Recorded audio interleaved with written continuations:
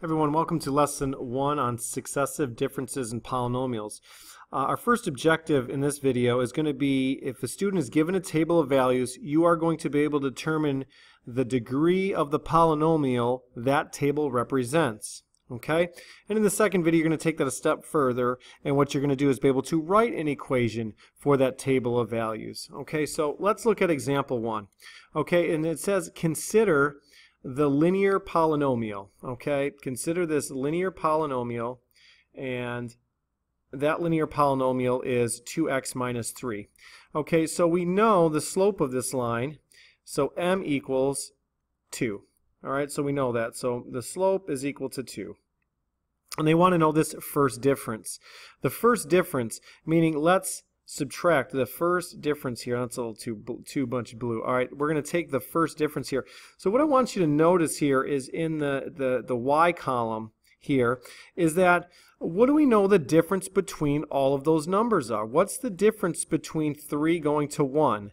It's 2 units. 1 to negative 1 is 2 units. Negative 1 to 3 is negative 2 units.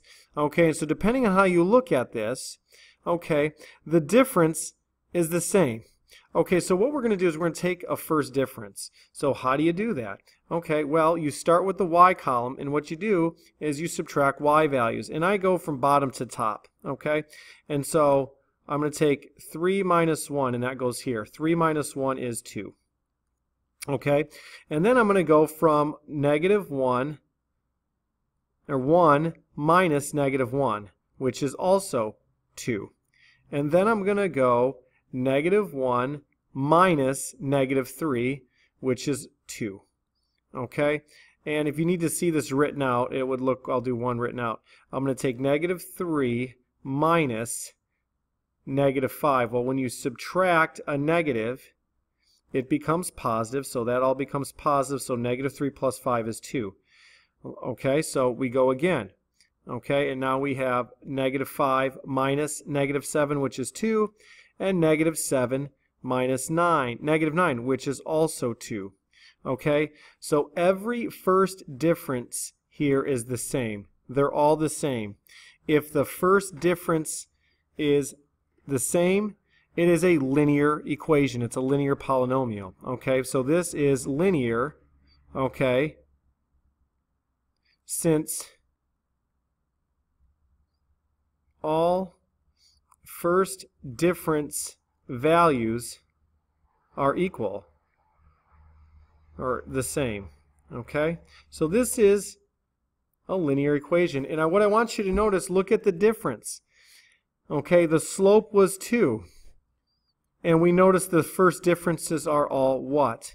So the other thing to notice here is that for a linear equation, the first difference is going to equal the slope, okay, of the linear equation. And that is for, it's got to be for the first difference. If the first difference is linear, meaning the values are all the same, those differences are all the same. Okay, so let's look at example 2. So what happens now, let's consider this another table, okay, and you can go either way here, the general linear equation here. So we have another linear equation, there it is, y equals ax plus b, okay. A is your slope, so remember that, a is the slope, okay. So now we're going to take the first differences. Okay, so if we subtract, and you can look at it this way, I'll do one up in the corner. What happens if we did 5a, so this one right here, 5a plus b, and we took away 4a plus b? Okay, well, 5a minus 4a is a, and b minus b is 0, so this is just a. Okay, let's do one more. If I took 4a plus b, and I subtracted off 3a plus b, and I'll put that second in parentheses, the whole thing is subtracted. Well, 4a minus 3a is just a, and b minus b is 0, so it's just a. So guess what each one of these are? They're all going to be a. Okay? This is the first difference. Okay? So what this tells us in general is that the first difference a equals the slope. And we saw that in the last example when we got 2, but here's the general pattern. This is how we know it's true. It's for all values. So if your first difference has the same number all the way through, it's a linear equation, and that number is the slope of your line. Look at a here and a here. Now, example 3. Let's consider, does the following table represent a linear polynomial? Okay, so if it does represent a linear polynomial, our first difference is this a linear polynomial? Our first differences better be the same. So let's check it out. Okay, so we're going to go ahead and go 66 minus 45. Okay, 66 minus 45, that difference is 21. And then we're going to do 45 minus 28. Okay, so I'll switch colors here. 45, and I'll do 1 just for, 45 minus 28. Okay, and that equals 17, and stop right there. Does the following table represent a linear polynomial? No.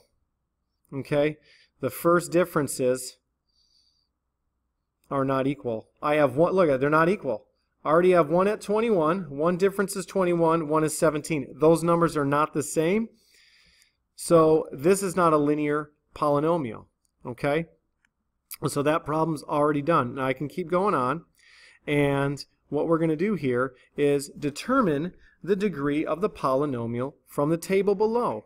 So let's go ahead and start subtracting. Okay, now this is a little different than the last one, so I'm going to take negative 36 minus negative 24.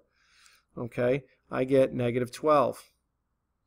Okay, negative 24 minus negative 14 gives me negative 10.